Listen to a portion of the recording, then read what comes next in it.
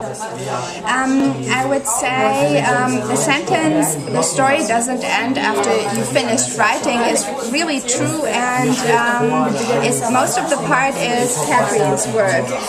But as an editor, I would say that collecting information, writing it very interestingly down, and afterwards you have to moderate with the user. What does he think about it? What's the further information? How does the story go on? Because the story doesn't just end. Yes, she doesn't end.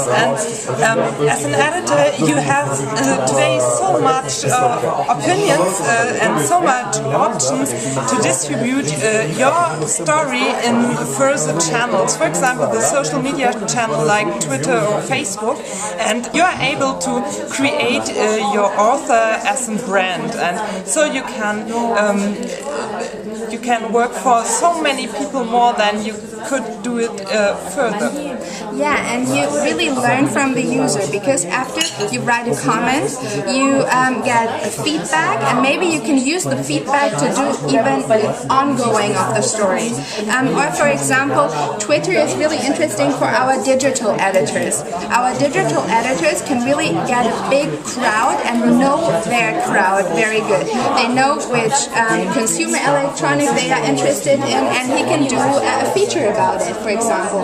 You're right, and the editors are the experts of their topics, and there's so much information they collected when they research for the topic, and they can't use for the article. And in this way, they can answer every question of users, and they should do this because the users love it, and I think it's a really good way for discussion topics and bring them further.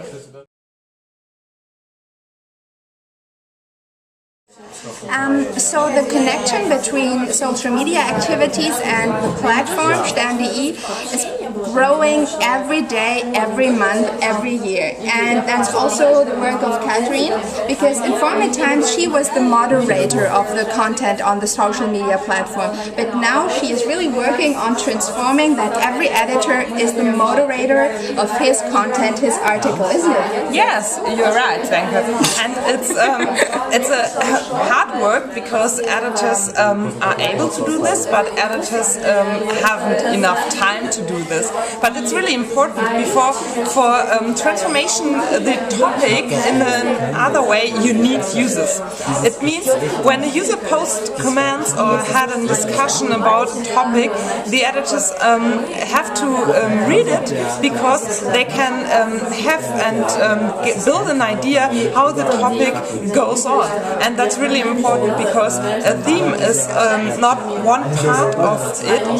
It means sometimes that you need another article or another photo show of it, and so on. And the users say to us in what they are interested, and that's so important, because you can make your users so happy in a really easy way.